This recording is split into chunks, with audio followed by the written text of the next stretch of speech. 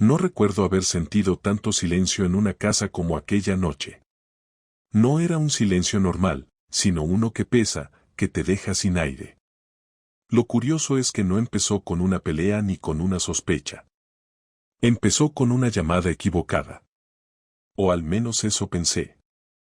Eran las 22:47, un jueves de noviembre, y mi teléfono vibró con un número desconocido.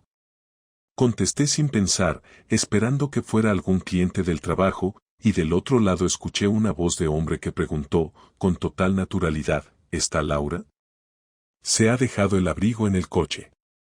No supe qué decir. No había ningún coche que no fuera el mío, y Laura, mi mujer, estaba supuestamente en casa de una amiga cenando. Me quedé callado unos segundos, lo suficientes para que el tipo entendiera que algo no cuadraba, y colgó sin decir más. Me quedé mirando la pantalla como si las letras fueran a explicarme algo. No lo hicieron. 10 minutos después, Laura me escribió, cariño, no me esperes despierto. Se alargó la cena. No sé si fue el mensaje, la coincidencia del horario, o la voz de ese hombre tan tranquila, pero algo dentro de mí se encendió como una alarma muda. No contesté. Solo apagué el móvil y me quedé sentado en la oscuridad del salón, mirando la puerta, esperando que se abriera, esperando entender. Lo gracioso de todo esto es que hasta esa noche yo habría jurado que tenía un matrimonio normal. No perfecto, pero sólido. Llevábamos 7 años juntos, y aunque las rutinas nos habían comido los días, nunca pensé que estuviera en riesgo. Ella siempre fue reservada, pero no fría. Trabajaba como fotógrafa de eventos, y lo cierto es que su mundo era muy distinto al mío. Yo soy contable, y mis días son grises, exactos, hechos de números que siempre deben cuadrar. Los suyos, en cambio, eran caóticos, llenos de gente, luces y horarios raros. Decía que adoraba su trabajo porque cada día era distinto, y yo se lo creía. Quizá porque necesitaba hacerlo. Laura volvió pasadas las 2. La escuché entrar sin encender la luz. Se descalzó en la entrada y fue directa al baño. No me levanté. Cuando salió, se sorprendió al verme despierto. ¿Qué haces levantado?, preguntó, sin mirarme. Nada. Me llamaron por error, pensé que era del trabajo, mentí. ¿A esta hora?, dijo con una sonrisa cansada. Asentí, y ella se encogió de hombros. Se fue al dormitorio y se durmió enseguida. O fingió dormir. Yo me quedé mirando el techo, con esa frase en la cabeza, se ha dejado el abrigo en el coche. Al día siguiente intenté no pensar en eso, pero fue imposible. En la oficina, cada vez que el teléfono sonaba, sentía un nudo en el estómago. Por la tarde, al volver a casa, vi que su coche estaba limpio, impecable, como si lo hubiera lavado esa misma mañana. Laura siempre fue desordenada, así que aquello me pareció más raro que cualquier llamada. Abrí la guantera. Vacía. Ni un ticket, ni un papel, nada. No sé qué buscaba, pero no lo encontré. Y sin embargo, supe que algo había.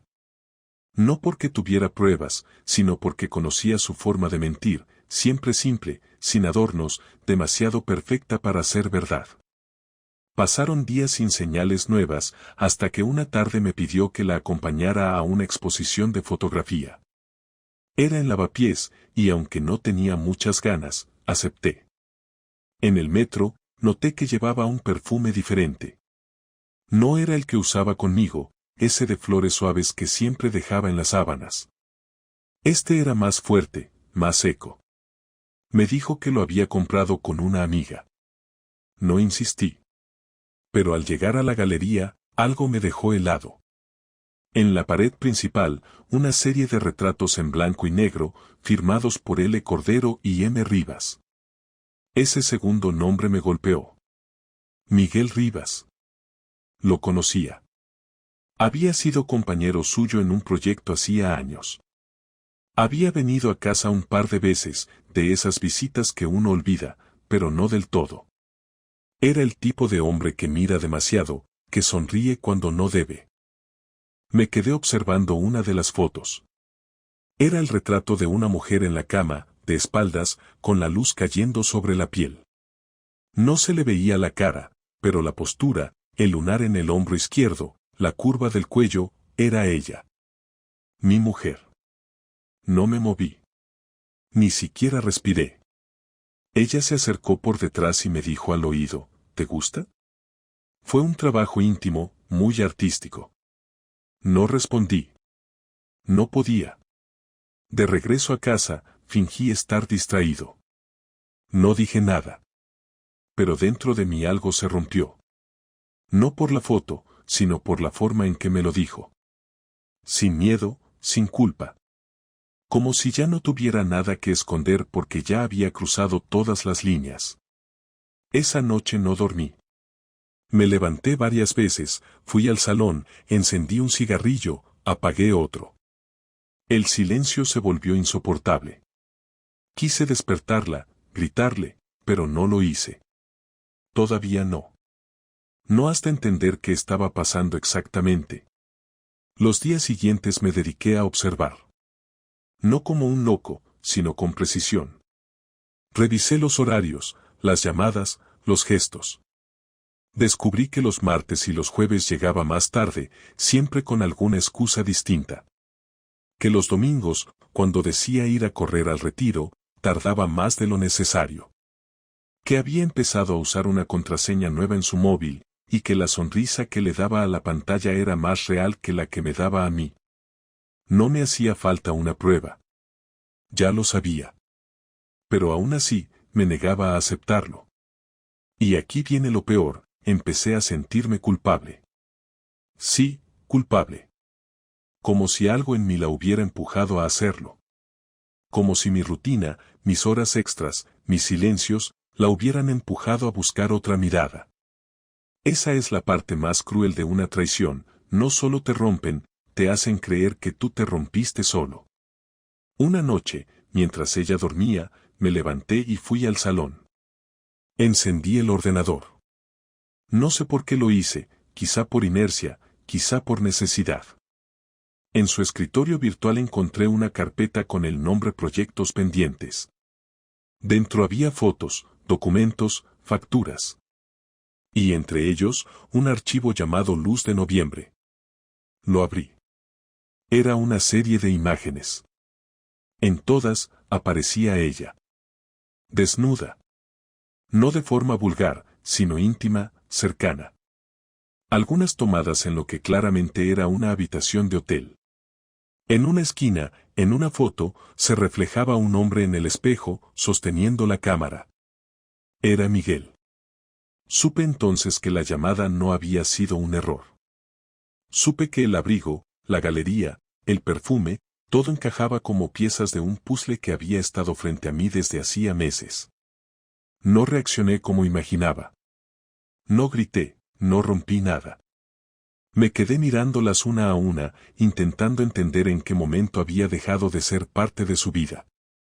Era como ver una película de alguien que conoces, pero que ya no te pertenece. Cerré el ordenador. No sentí rabia. Sentí vacío. Cuando ella se levantó esa mañana, la miré distinto. No porque supiera todo, sino porque ya no quedaba nada que descubrir. Me ofreció café, me preguntó si iba al trabajo. Asentí. Y en ese gesto, en ese silencio compartido, entendí que ya no éramos dos. Éramos dos personas fingiendo que seguían siendo algo. Y ahí, justo ahí, empezó mi historia, no la nuestra. No sé cómo logré pasar aquel día en la oficina fingiendo que todo era normal. Los números que tenía en la pantalla se mezclaban, las líneas de las tablas parecían moverse, y cada vez que el teléfono sonaba me sobresaltaba.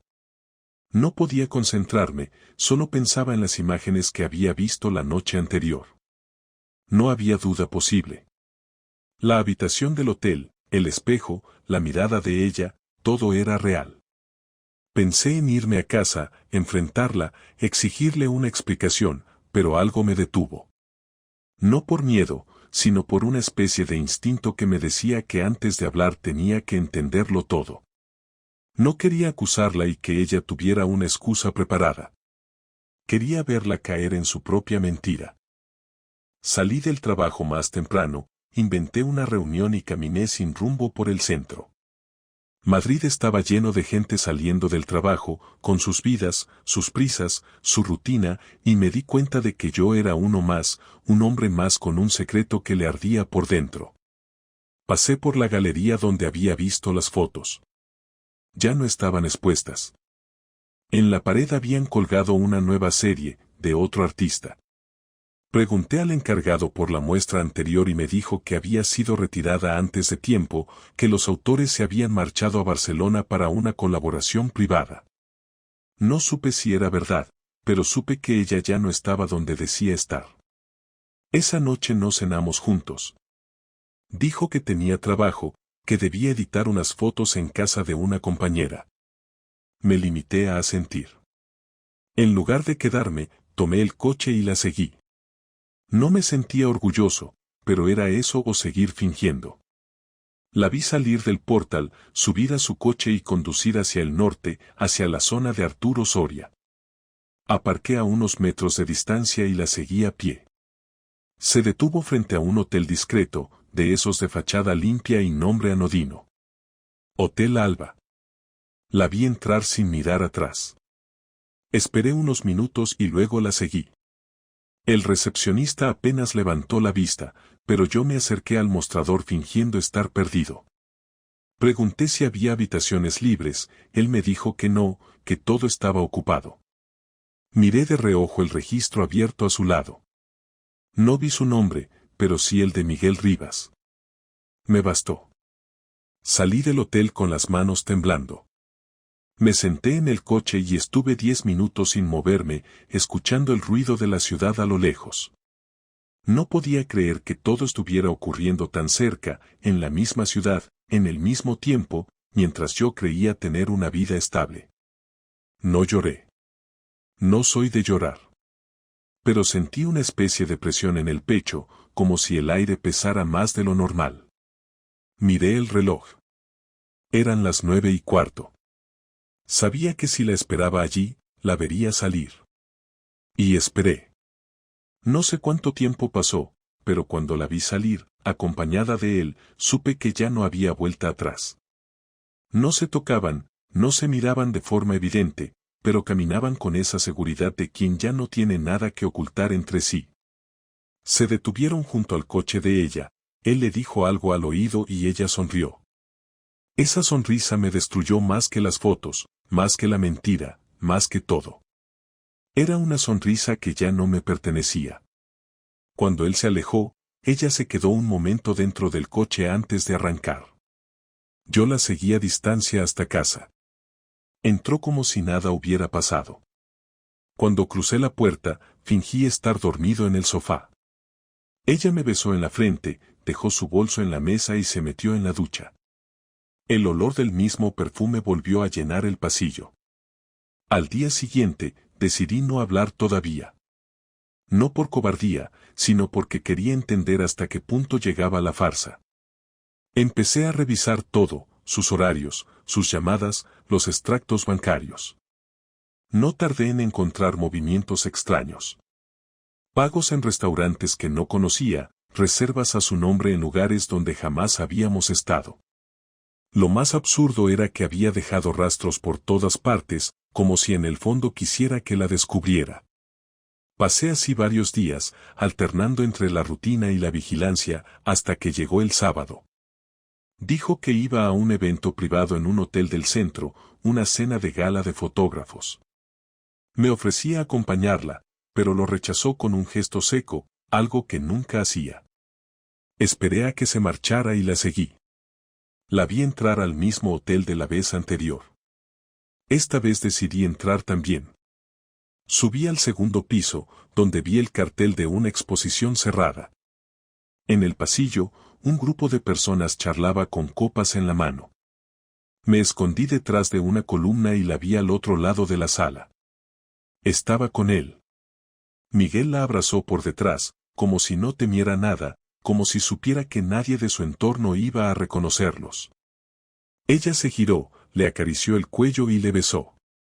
Sin disimulo. No recuerdo cómo salí de allí. No recuerdo si bajé las escaleras o tomé el ascensor. Solo recuerdo el aire frío golpeándome la cara cuando salí del edificio.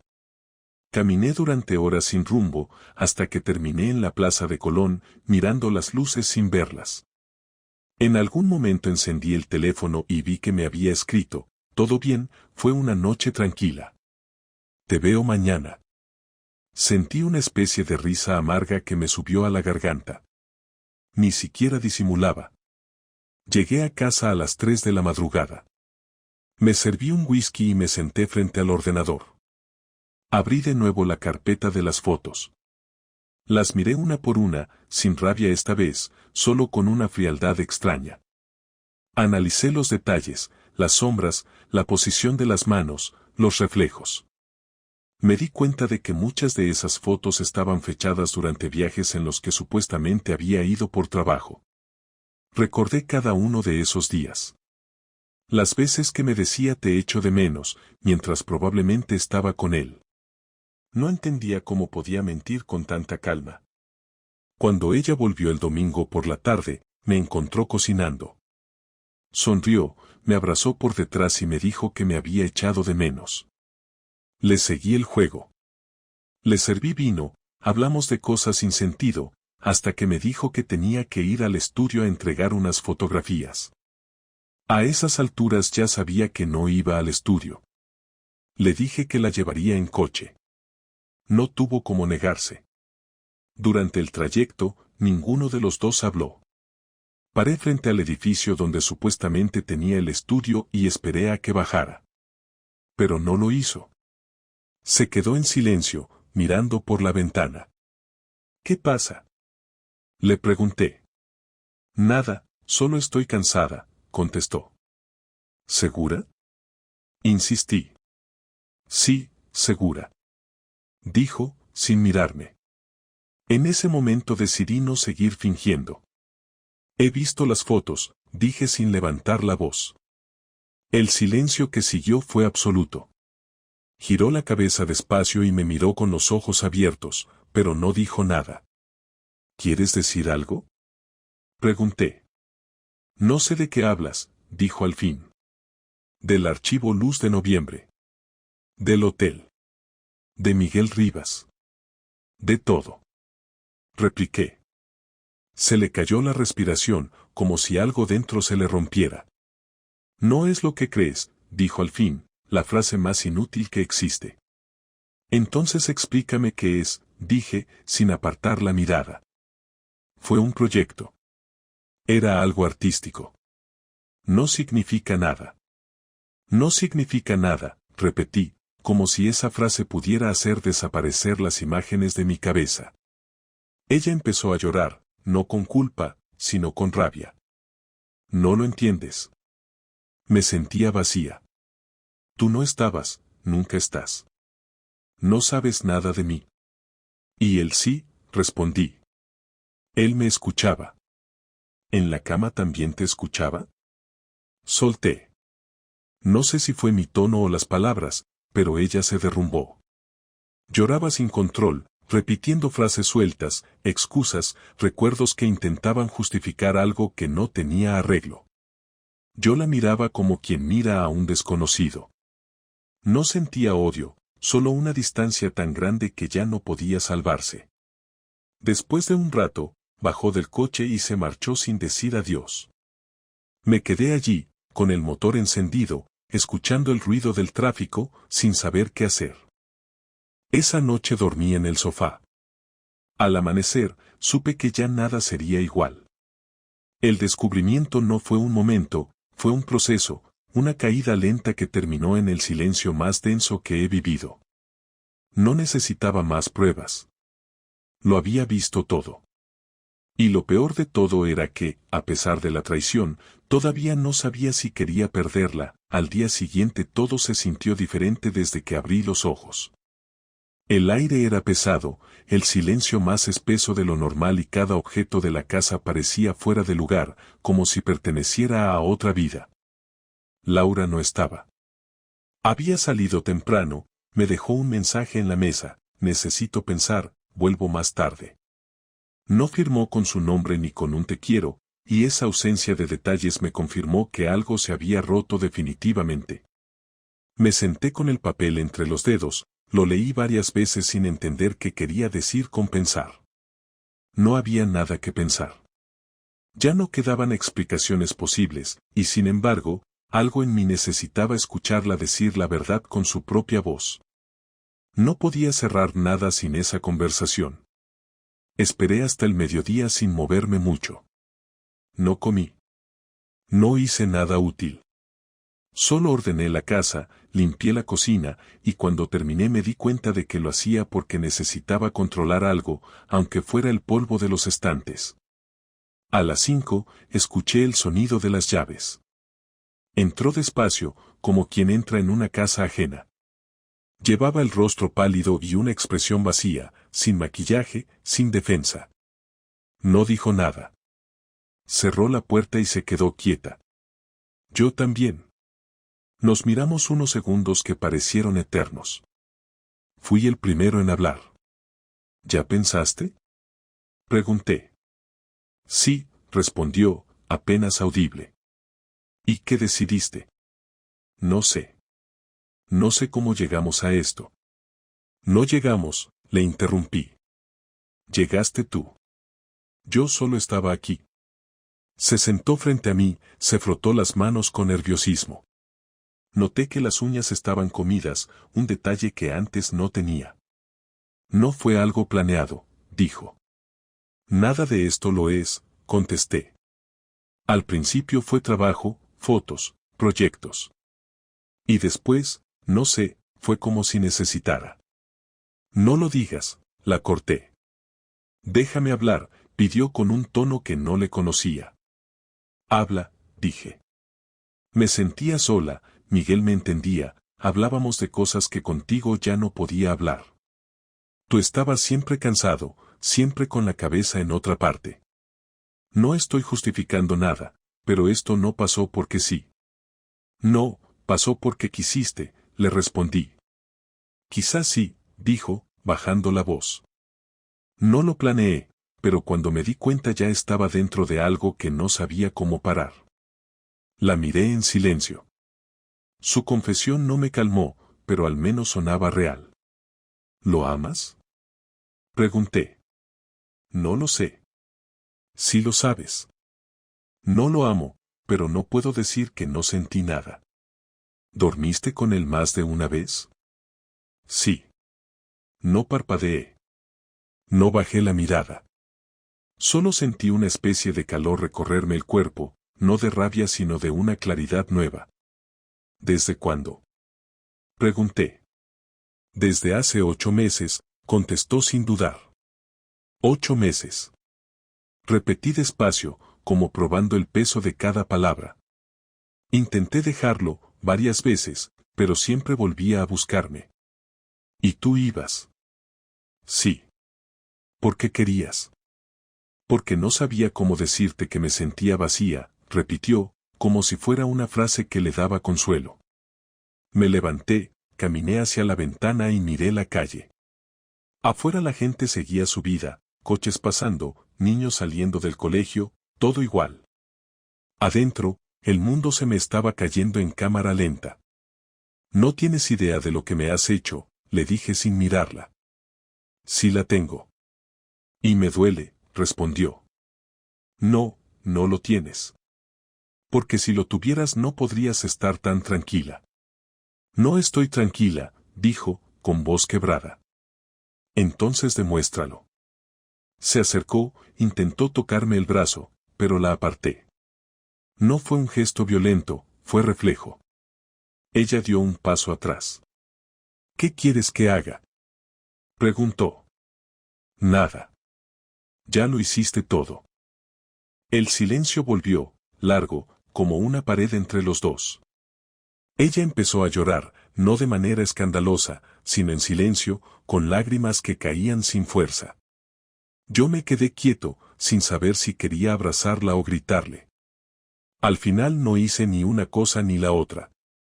¿Vas a irte con él? Le pregunté. No. Entonces, ¿qué piensas hacer?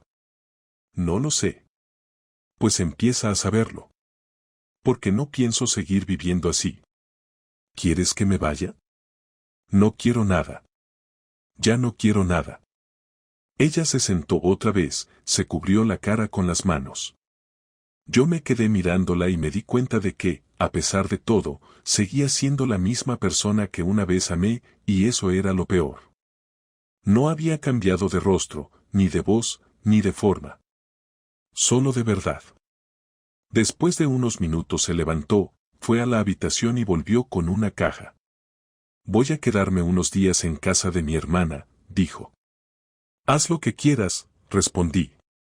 No lo hago por ti, lo hago porque necesito pensar. Ya pensaste bastante. Lo que necesites decir, dilo ahora, dijo, mirándome directo, sin lágrimas. No tengo nada que decirte, mentí.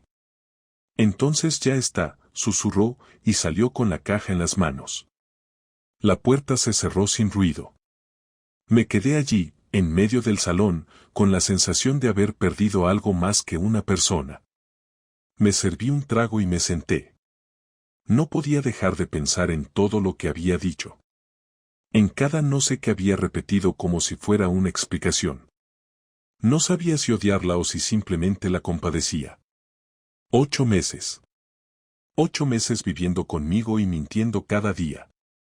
Me pregunté cuántas veces habría sonreído después de verlo, cuántas veces habría dormido conmigo con su olor en la piel de otro. Pasaron 3 horas antes de que pudiera moverme. Empecé a recoger sus cosas, no para echarlas, sino porque necesitaba vaciar el espacio. Cada objeto era un recordatorio. Un libro, una bufanda, un perfume, todo me devolvía escenas que ahora parecían inventadas. La casa se sentía enorme, hueca. Cuando terminé, me senté otra vez y encendí el televisor solo para romper el silencio. A medianoche sonó mi teléfono. Era un número desconocido. Contesté sin pensar. Era él.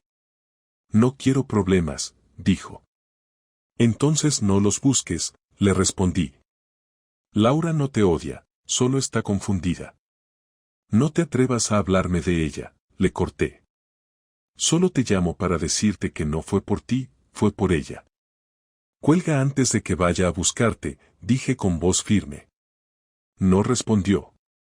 Solo colgó. Esa llamada me cambió algo por dentro.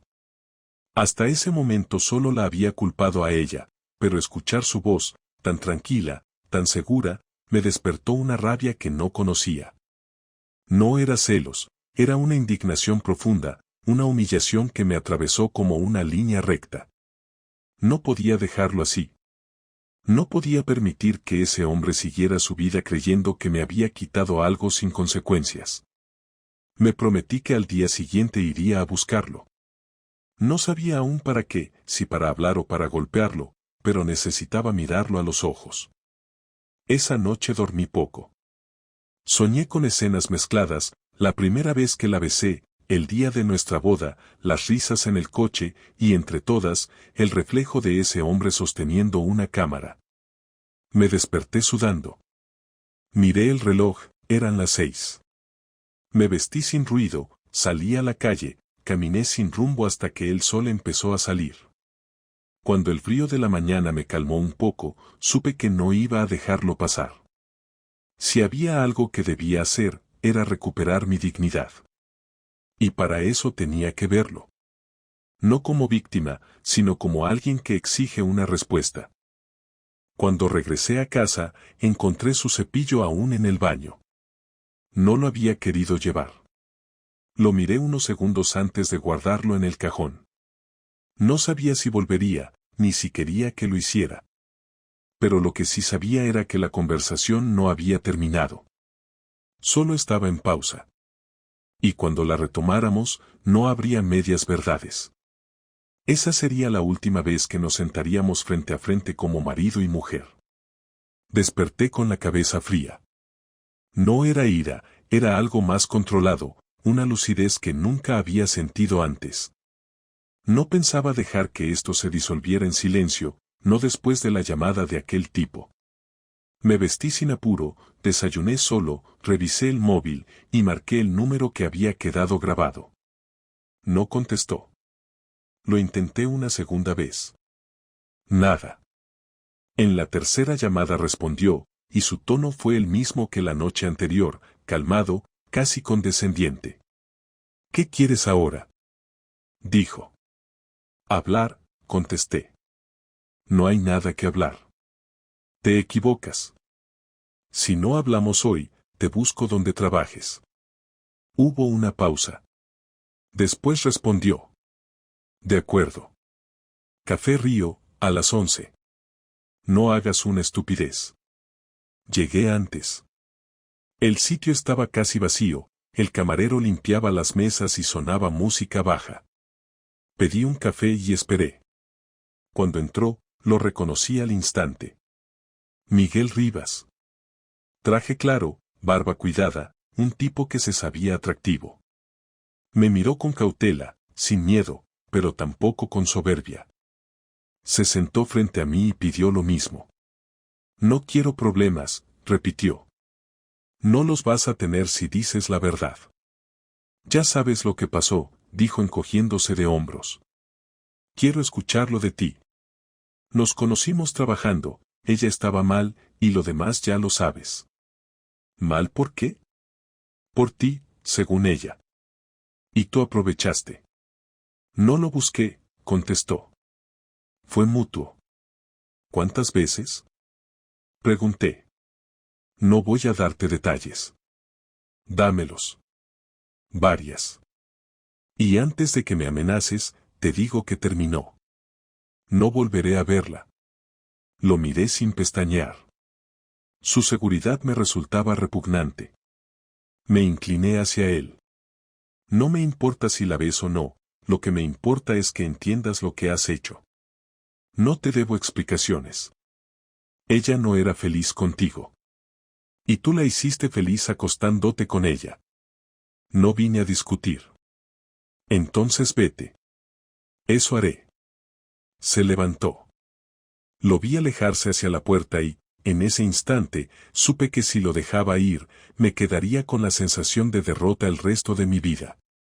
Me levanté, lo alcancé fuera, lo giré del hombro y le solté un golpe directo en la mandíbula. Cayó al suelo sin tiempo de reaccionar.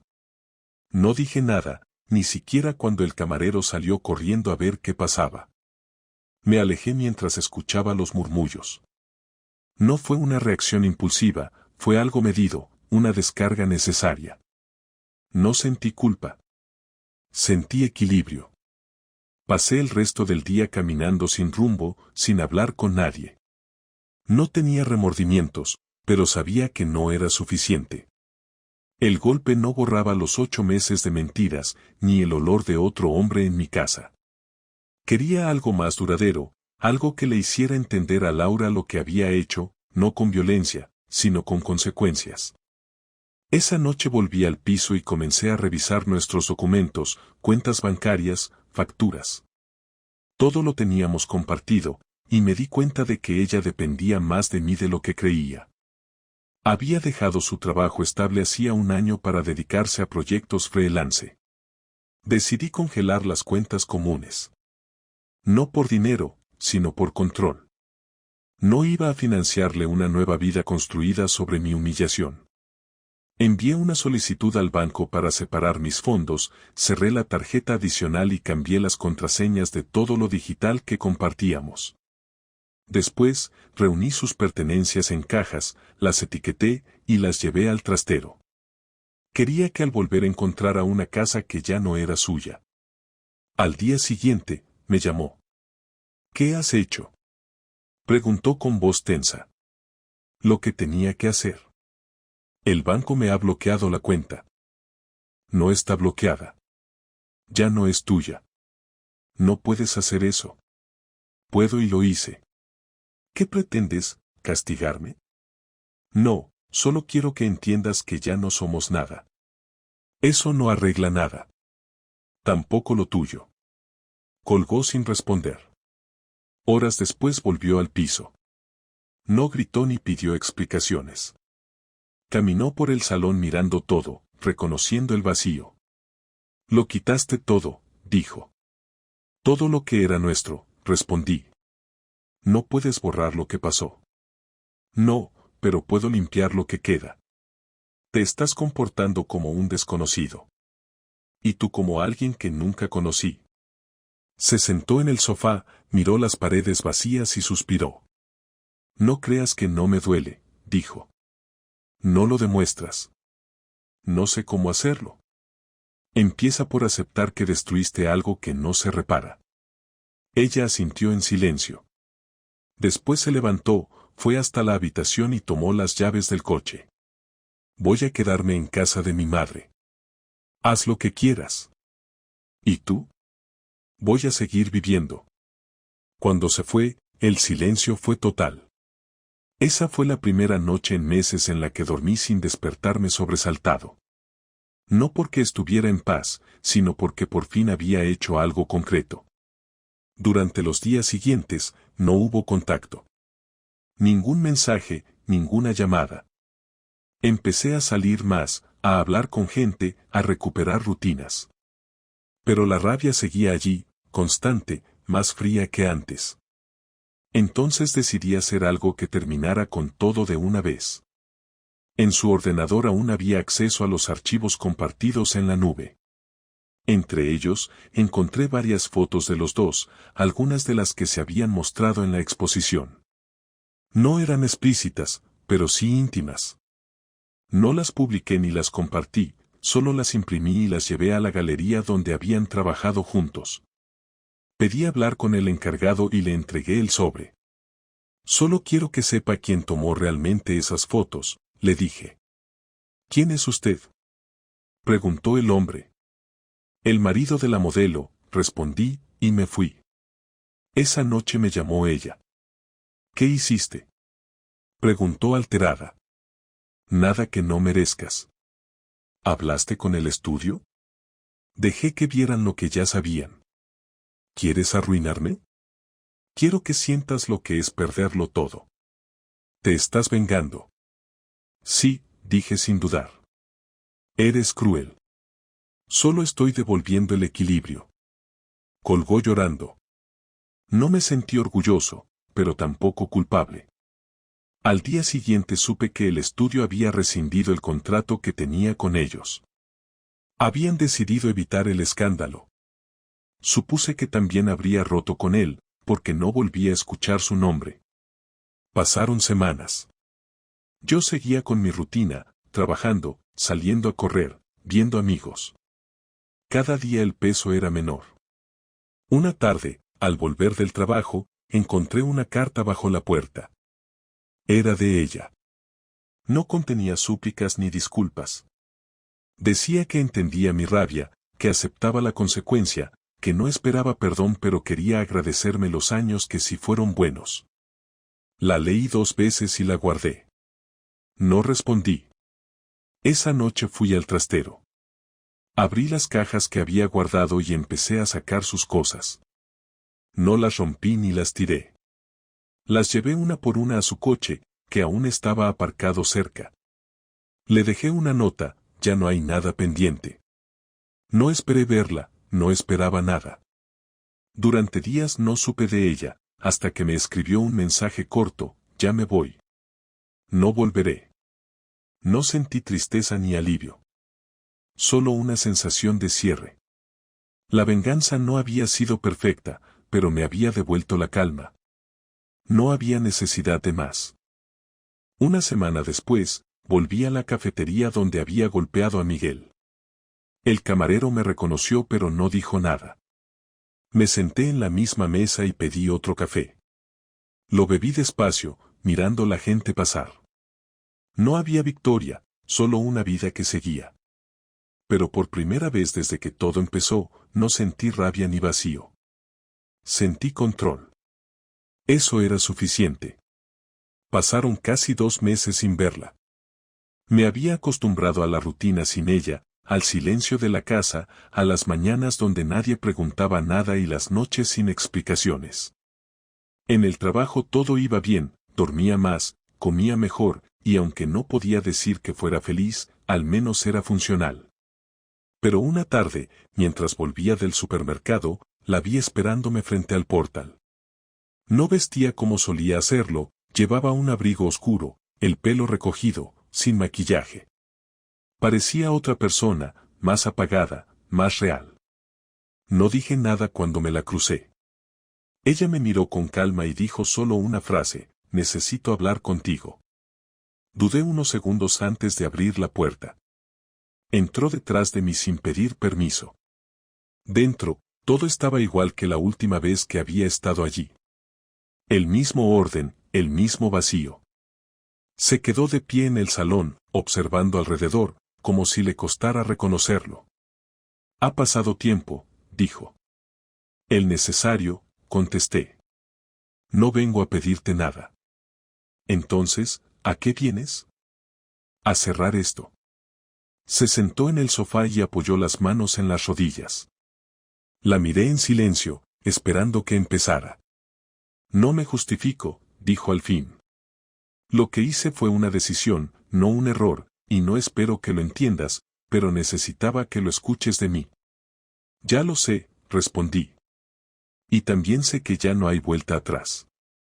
No quiero volver atrás. Quiero que podamos hablar sin odio. El odio se me pasó, le dije. Lo que queda es otra cosa. ¿Indiferencia? No, memoria. Ella asintió despacio. He perdido el trabajo, la confianza de mucha gente, y me lo merezco. Pero no todo fue por orgullo ni por deseo. En algún momento simplemente me desconecté de todo, y él apareció justo cuando más vacía estaba. Ya lo dijiste una vez, contesté. Pero eso no cambia nada. No lo intento cambiar, solo quiero que entiendas que no fue una venganza, ni una huida. Fue una torpeza, una manera estúpida de sentirme viva. A costa de destruir lo que ya tenías. Sí, dijo sin titubear. A costa de todo. Hubo un silencio largo. Ella respiró hondo, miró hacia la ventana, y siguió. No hay día que no piense en cómo te miré a los ojos y te mentí. Me acuerdo de cada vez que te decía que iba a trabajar y en realidad me iba con él. No lo hago para torturarte, sino porque necesito reconocerlo delante de ti. Lo reconoces ahora, cuando ya no sirve de nada. Tal vez sirva para que me recuerdes con menos desprecio. Me quedé callado. No podía decir que la despreciara. Había pasado tanto tiempo odiándola que al final ese sentimiento se había agotado. Ya no había espacio para más rabia. Lo que quedaba era una especie de cansancio que no se podía explicar con palabras. ¿Qué esperas de mí? Pregunté. Nada, respondió. Solo que me escuches. Te escucho. He intentado empezar de nuevo. No con alguien, conmigo. Estoy yendo a terapia, estoy viviendo con mi madre. Quiero dejar de justificar lo que hice y asumirlo por completo. Pero no puedo hacerlo sin cerrar contigo. No sabía si creerle, pero su tono era distinto, sin dramatismo. Había una honestidad que no recordaba en ella. No me interesa lo que hagas con tu vida, dije, sin dureza. Ya no me corresponde cuidarte. No busco que lo hagas. Pero tampoco quiero que pienses que todo fue mentira. No todo fue mentira, respondí. Hubo momentos buenos, pero quedaron atrás. ¿Alguna vez podrás perdonarme? Preguntó. No lo sé, dije sin dudar. Tal vez no se trate de perdonarte. Tal vez se trate de dejar de necesitar hacerlo. Ella asintió. No lloraba, pero los ojos se le humedecían. Me merezco que me odies, dijo. Ya te dije que no te odio. Pero tampoco siento nada parecido al amor. Eso es peor. Es lo justo. Se levantó y empezó a caminar por la habitación, tocando los muebles, los marcos vacíos donde antes estaban nuestras fotos. Vendí la cámara, dijo de pronto. ¿La misma con la que? Sí. No quería seguir mirándola. No me servía para nada. Buena decisión. Me costó hacerlo. Era lo único que me quedaba de esa parte de mi vida. Te quedas con la culpa, le respondí. Eso es más duradero. La tengo. Y no quiero soltarla aún. Volvió a sentarse, más cerca esta vez. Te vi hace unos días, dijo. Caminabas por la Castellana con unos compañeros. Reías. Me dio una punzada rara, pero me alegró. Estoy bien, le contesté. Lo pareces. No es apariencia. Lo estuve pasando mal, pero lo peor ya pasó. Me alegra oír eso. ¿Y tú? Estoy recomponiendo lo que queda. Ya no busco entender lo que hice, solo quiero vivir con las consecuencias. Le creí. Había algo distinto en su forma de hablar, como si por fin asumiera que ya no podía volver a ser quien era. Durante unos segundos pensé en todo lo que habíamos sido, las risas, los viajes, las discusiones pequeñas, las noches largas, las cosas que ya no volverían. No dolían, pero tampoco me eran indiferentes. Solo estaban ahí, como una parte vieja que uno mira con distancia. ¿Te acuerdas del primer viaje que hicimos juntos? Preguntó de repente. Claro. Lisboa. No había dinero y dormimos en un apartamento diminuto. Y aún así fue uno de los mejores viajes. Por eso lo recuerdo. Porque entonces nada nos faltaba. Después nos sobró de todo, menos sinceridad. Asintió. A veces me pregunto si habría podido parar antes. Siempre se puede parar antes. No lo hice. No, y por eso estamos aquí. Hubo un silencio largo. Ella se levantó, fue hasta la puerta, pero antes de salir se volvió. Gracias por escucharme. No tienes que darme las gracias. Sí, porque podrías haberme echado sin dejarme hablar. Lo pensé, dije. Sé que no hay nada que pueda reparar esto, pero quiero que sepas que no busco compasión. Solo quería decirte que lo lamento, no porque me sienta culpable, sino porque me duele haber sido capaz de hacerlo. No respondí. Abrió la puerta, dio un paso fuera y se detuvo. Espero que algún día puedas recordar lo bueno sin que te duela. Algún día, respondí. Cuando se fue, no sentí alivio ni tristeza. Solo una quietud extraña, como si por fin hubiera terminado un ciclo. Me senté en el sofá y pensé en cada palabra que había dicho. No había pedido perdón, no había intentado justificar lo injustificable, y en eso había algo honesto. Entendí que no siempre se trata de reconciliarse, a veces basta con mirarse a la cara y aceptar que todo se terminó. Esa noche no encendí la televisión ni el ordenador. Me quedé en silencio, mirando el vacío de la habitación. Pensé en lo que había aprendido en todo ese tiempo. En cómo la traición no llega de golpe, sino que se construye de pequeñas renuncias, de silencios, de excusas. Pensé también en mí, en lo mucho que había dejado pasar por comodidad, en lo que había ignorado para no enfrentar la realidad. Ya no podía culparla del todo. Ella había cruzado la línea, sí, pero yo había permitido que existiera el espacio para que lo hiciera. Cerca de la medianoche, sonó una notificación en el teléfono. Era un mensaje de ella: gracias por dejarme hablar. Cuídate. No contesté. No había nada más que decir. Lo dejé sobre la mesa y apagué la luz. Por primera vez en mucho tiempo, dormí sin sueños. A la mañana siguiente, al salir de casa, vi que había dejado una pequeña caja en el buzón. Dentro estaba su alianza y una nota breve: no puedo quedármela. Ya no me pertenece. La guardé sin abrir la mano. Caminé hasta el puente de siempre, miré el agua que pasaba y la dejé caer. No como gesto simbólico, sino porque no tenía sentido guardarla. El peso desapareció. Después de aquella última conversación con Laura, la vida continuó con un ritmo extraño, como si el tiempo se hubiese reajustado sin pedirme permiso. Los primeros días fueron de una calma forzada, llena de hábitos mecánicos: levantarme, ducharme, preparar el café, salir al trabajo, volver, cenar algo rápido y acostarme.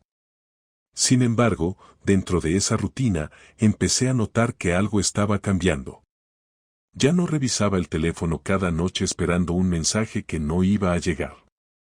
Ya no miraba las fotos antiguas ni buscaba rastros de lo que habíamos sido.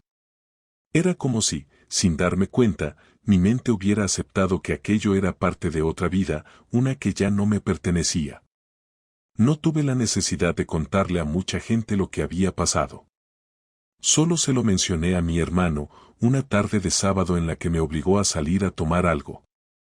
Escuchó sin interrumpir, con la paciencia de quien sabe que no hay consejo que sirva. Cuando terminé, me preguntó si la extrañaba. Le dije que no lo sabía, y era verdad. Extrañar, en ese momento, no significaba querer volver con ella, sino intentar entender la costumbre de su presencia. Durante años había estado en cada rincón de mi vida, y su ausencia, aunque necesaria, era difícil de asimilar. Pasaron las semanas y me di cuenta de que había dejado de sentir vergüenza. Al principio, la traición me había hecho sentir expuesto, como si todo el mundo pudiera ver lo que había pasado, como si llevara un cartel en la frente. Pero un día, sin más, esa sensación desapareció. La gente seguía con sus vidas, nadie pensaba en mí ni en lo que había perdido. Fue una lección dura pero útil: nada gira alrededor de uno, ni siquiera el dolor. Empecé a ocupar los fines de semana con cosas que antes no hacía. Salía a correr temprano por el Retiro, tomaba cafés largos sin mirar el reloj, me apunté a un curso de fotografía que siempre había postergado. No para llenar el vacío, sino para ocupar el tiempo con algo que me devolviera un sentido práctico.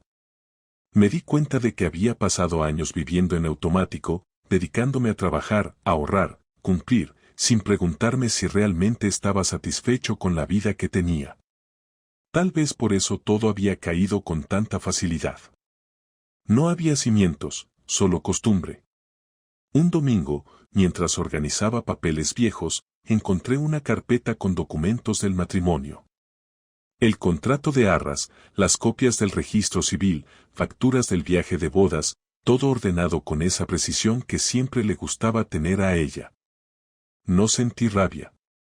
Lo revisé como si fueran papeles de otra persona, con la distancia con la que uno lee un expediente ajeno. Decidí llevar todo eso al contenedor de reciclaje, no por desprecio, sino porque ya no tenía sentido guardarlo. No quería que mi casa siguiera siendo un archivo del pasado. Una noche recibí un correo de Laura. No lo esperaba. Decía que había encontrado un trabajo en una editorial de fotografía en Valencia, que se mudaría en unos días, que agradecía mi silencio y que deseaba que me fuera bien. Terminé de leerlo sin emoción. No contesté de inmediato. Dejé pasar 3 días y luego le respondí solo una línea: espero que tú también estés bien. Fue lo último que supe de ella. Después de eso, sentí que el ciclo estaba cerrado. No hubo reconciliación, ni reencuentro, ni discurso sobre segundas oportunidades. Lo nuestro había muerto el día que me mintió por primera vez, y el resto fue solo la prolongación de algo que ya estaba terminado. Me tomó tiempo entender que no todas las historias necesitan justicia, algunas solo necesitan un punto final. Un par de meses después conocí a otra persona. No de forma romántica al principio, sino por coincidencia. Era una compañera de un amigo, se llamaba Irene, tenía una manera de hablar directa, sin adornos. Nos cruzábamos en cenas o reuniones y siempre terminábamos hablando más de la cuenta. No buscaba nada, pero me sorprendía lo fácil que era estar con ella. No había esa tensión ni ese intento constante de parecer otra cosa. Una noche me dijo algo que se me quedó grabado: no hay que tener prisa por olvidar, pero tampoco miedo de seguir. Fue una frase sencilla, sin dramatismo, pero me hizo pensar. No volví a hablar de Laura con nadie. Ni siquiera con Irene, cuando la relación entre nosotros empezó a tomar forma. No por secreto, sino porque ya no tenía sentido. Laura había sido parte de una etapa que me enseñó más de lo que hubiera querido aprender. Aprendí que el amor no garantiza lealtad, que la rutina puede ser más peligrosa que la distancia, y que el silencio, cuando se alarga demasiado, se convierte en un terreno fértil para el engaño. Pero sobre todo, entendí que la dignidad es lo último que uno debe perder, incluso cuando todo lo demás se derrumba. A veces, sin querer, me vienen recuerdos pequeños, una risa, una calle, un olor. No me duelen, pero tampoco me provocan ternura. Son como los restos de una película que uno ya ha visto demasiadas veces. Sé que si la viera hoy, probablemente no la reconocería. Ella cambió, yo también. Y aunque me costó aceptarlo, no hay nada de malo en eso. Hay relaciones que se agotan porque dejan de tener sentido, y la nuestra, aunque empezó con verdad, terminó en desgaste. Hubo una tarde en la que volví a pasar por el hotel donde la había visto con él. No lo hice con intención, solo me tocó cruzar por esa calle camino a una reunión.